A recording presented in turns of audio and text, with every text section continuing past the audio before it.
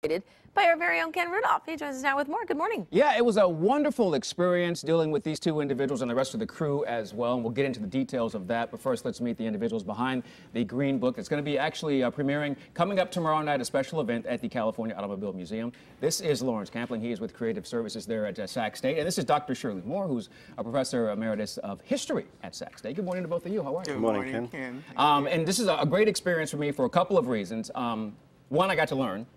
And two, your email was so great and so informative, and three, they paid me. So they actually paid me for my talent. But you guys did an amazing job of putting all this together. How long did it take from research to this film actually being finished? How much work was there? Pretty much about 5 months from research to completion. And this is actually the fifth film, the fourth of 5 films that we did for Donner Memorial State Park. They're shown just at the museum. And they all contain the theme of immigration, whether it's Native Americans through the building of the railroad by the Chinese and motoring over, the motor car coming over, and in this case African-American migration after the Second World War. So immediately I contacted Shirley, Dr. Moore, the professor emeritus, to help with the research and appear in the film. And that was a great afternoon we spent together. I got to talk to you a lot about the history behind this with Victor Hugo Green and everything that happened with the Green Book, and then why certain things in history may have deemed it unnecessary anymore, although that wasn't necessarily the case. We found that out as well. Yeah, just talking to you for the time we did was amazing. Yeah, I think that there are similarities early on, even before the Green Book, about the difficulties African Americans had in migrating over, whether it was on the trails, overland trails, or whether it was on superhighways in automobiles. So yeah, there are some similarities, and that history it continues. Why do I feel like this is a little-known story, especially the specific when you talk about the Green Book itself? Yeah, well, I think it is little known. I think you know, our laws and things like that have changed, have kind of tended to bury that history and bury the real hardships and obstacles and difficulties that people of color have had in this country.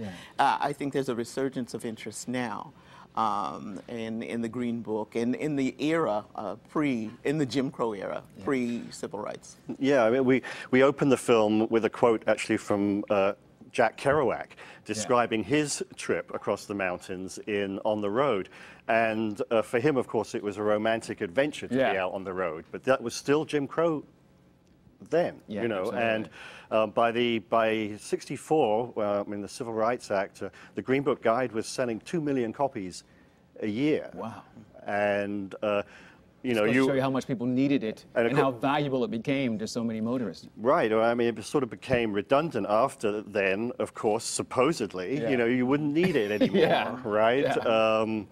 But of course, it's really, you know, it's the story about driving while black under Jim Crow. And as we know today, it's still not that. It can be perilous at times, no doubt about that. You're going to have a special presentation. You will actually have a special presentation about 30 minutes before the viewing of this film That's tomorrow. right, yeah. This, you know, the subtitle of my presentation could be called Trekking the Trails While Black in the 19th Century. And so, you know, the issues of black mobility, black migration have always been a touchstone, flashpoint.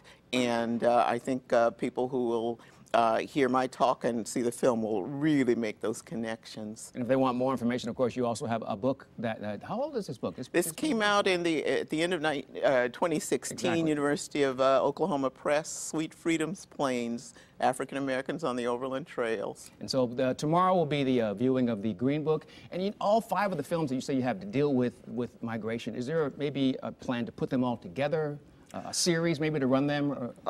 Yes, I think the park would like, when they're all complete, to put them all on a DVD that will be available for distribution. Yeah, but the best way to see them is to go up to this wonderful museum up there in Truckee and see them in the location when you're surrounded by that history. And I've got to say, thanks to you, Ken, for being part of this film. You know, it was my pleasure. Seriously, absolutely my pleasure. I learned something, and I just felt great to be a part of something like this. And you'll have a chance to see it if you come on out to the California Automobile Museum. That's tomorrow at 6 o'clock in the evening. They'll view this film. Back to you.